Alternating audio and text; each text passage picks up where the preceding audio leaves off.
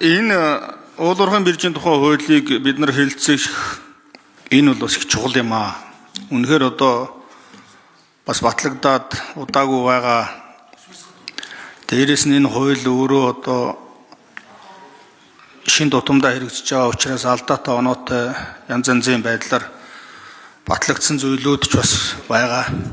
Ийм их чухал асуудлыг одоо яг энэ цаг үед оруулж ирж байгаа нь бол бас одоо гарцаагүй бидний өнөөдрийн тулгараад байгаа эдийн засгийн нөхцөл байдалтай холбоотой улс орны одоо төсвийн бүрдэлттэй ч хамааралтай ийм л хуулийг бид нар одоо ярилцж байна. Тэгээ энэ хуулийг бол дэмжиж байгаа миний хувьд.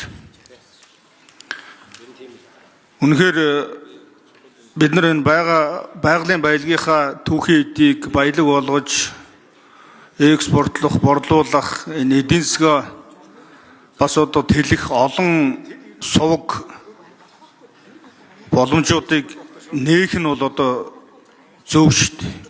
Энэ засгийн газрын бас нэг талаас үүрэг. Өнөөдөр энийг оруулж ирж байгаа манай Тован сайд, за мөн одоо Дэлгэр сайхан сайд, энэ сайд нар маань бол бас энэ чухал асуудал дээр гал аваад, санаачлаг гаргаад энэ засгийн газрын бас нүрийг тахалж байгаа цөөхөн сайдрын нэг бол мөн. Тийм учраас би энэ одоо сайдныхаа асуудлыг бол дэмжинэ. Зарим нэг гишүүд бас нэг улс төрийн хөнгө аяс үнэртүүлээд тэр асууж байна. Тэр ноогдлаа шиг 90,000 төгрөг хавтгайданд хараасан тэр асуудал ч одоо энэ эрдэс соёлын аж үйлдвэрийн сайдаас асуугаад ах юм уу? Тийшээ наагаад ах асуудал муу юм уу шүү. Тэр ерөнхий сайдаа сангийн сайдтай хэлэх хэрэгтэй байх гэж нэг бодож байгаа. За тэгээ энэ хуулийн хууль хэлцээ явахад яалтгүй энэ манай говийн бүстэй холбогдож байна л да. Нэг мөнгө хэрэгтэй болохоор л өмнө гуруу давхдаг. Нэг тээврийн асуудал зохицуулах болохоор л дорн гуруу давхдаг, өмнө гуруу давхдаг. Нэг ийм л юм байгаад болоод байна. Тэгээ энэ бүс нутгийн хувьд одоо өгөөж гэх юм уу? Бүс нутгийн хувьд одоо хөрөнгө оруулалт гэх юм уу? Ийм зүйл нь бол байдаггүй. Эдийн засаг хүндрэхээр л тийш давхиж очиод л бөөмгөнөр оч хуралдаал ингээл яваад байдаг. За энэ тал дээр ямар одоо өрөөгөөжийн талаар оруулах вэ гэдгийг энэ дээр бас ярмаар байна. За миний асуух гэдэг асуулт бол энэ 15 дээр энэ уулуурхайн бүтээгдэхүүний баяжуулалт боловсруулалтын түвшин нэмэгдүүлж, нэмэн өртөг шингээж, экспортлох зорилгоор дотоодын баяжуулах, боловсруулалт үйлдвэрт биржээр дамжуулан арилж болно гэсэн дээр яг ямар уулуурхайн бүтээгдэхүүнүүд юу байгаа юм бэ? Энэ зөвхөн нүүрс юм уу? Одоо тэр зэс төмөр босод юмнууд орж ийн үү гэдгийг нарийн асуумаар байна. Дээрээс нь одоо энэ биржийн хууль одоо шинжлэгдээд явуул хичнээн сая тонн одоо нүүрс юм уу бүтээгдэхүүнээр одоо нэмэгдэх ийм боломж байгаа юм бэ гэдгийг бас асуумаар байна.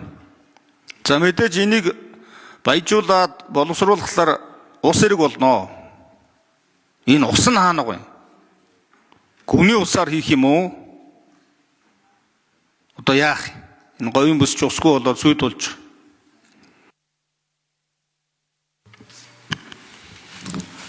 За тодруулж асуух 1 минутаа нэмж авъя гэж байна. Мөнх хөтгшөнд 1 минут нэмж өгье. За хоёрдугаарт нь одоо нөгөө тээвэртэй тээвэргүй үнийн нөхцөл гээд баг.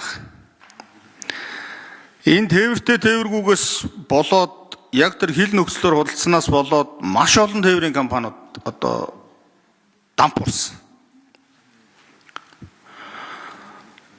Хятадын томоохон гэрээ хийдсэн одоо том аж ахуйн нэгжүүдийн тээвэр яваад байдаг. Одоо жижиг манай одоо Монголын нэг цөөн хэдэн машинтай энэ тээвэргүй нөхцлөөр одоо гэрээ хийсэн тохиолдолд зөөдөг байсан тэр компаниуд бол бүгд дампуурсан. Тэгэхээр энэ дээр одоо ямар зохицуулалт орж ирэх вэ? Ер нь энэ тээврийн тендер чи өөрөө зөв шийдэл мөн үү шүү гэдгийг одоо Дэлгэр сайхан сайдаас бас асууя. За бас нэг энэ Эрдэнэс 5 толгойн захирлаас асуух гэсэн. Энэ сая нэг ийм сони юм ярих юм. Нийгмийн хариуцлагын хүрээнд тэр орнууд За цэвэг доржийн Туван сайд хариулт өгье.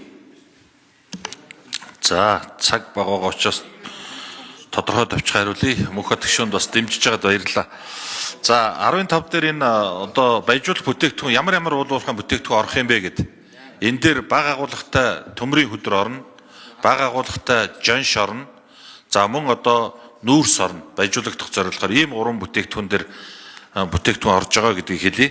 За баяжуулах үйлдвэрүүд дээр мэдээж ус хэрэглэнэ. За тэгээд энэ дээр бас усны хайгуулыг одоо гидрогеологийн хайгуулыг хийж нөөцөө тогтоож жагаад одоо усны газар дээр гэрээ байгуулад энэ усыг ашиглан. За энэ яг өнөөдөр Монгол улсад тулгамдчаад байгаа 3 одоо томоохон асуудал байгаа. Түүний одоо хамгийн ихнийх нь бол эрчим хүчний асуудал, хоёрдугаарх нь бол усны асуудал, гуравдугаарх нь боловсруучны хомсдол.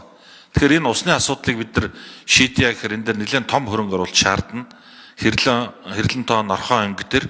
Тэгэхээр энэ асуудлыг манай говийн бүсийн гишүүд маш одоо тодорхой тавьж байгаа. Тэгэхээр энэ асуудлыг шийдэхэд тэр 13 дахь заалт буюу бүтээгдэхүүн солилцоогоор шийдчих болох юмаа гэж. Ялангуяа энэ уул уурхайн салбарыг одоо төлхөө дэмжиж ашиглуулж байгаа говийн бүс дээр бол энэ одоо маш том боломжийг үүсгэнэ гэж ингэж харж байгаа. За тээвэртэй тээвэргүйг сонголттой болгож өгж байгаа. Энэ дээр одоо шууд даф нөхцөл гэхээр уул уурхайн компани нь өөрөө хил хөргөж өгөх, бомбон дээр тэр терминал дээр буулгаж өгөх үүрэг хүлээж байгаа. Тэгэхээр энэ дээр нэлээд одоо ачаал үүсэж байгаа. Тухайлбал юм бол дархан төмөрлөгийн үйлдвэр дээр ихэд яг хэвийн одоо биржээр зарсан бүтээгдэхүүнээ арилжаалахад 1450 вагоны хэрэгцээ байгаа.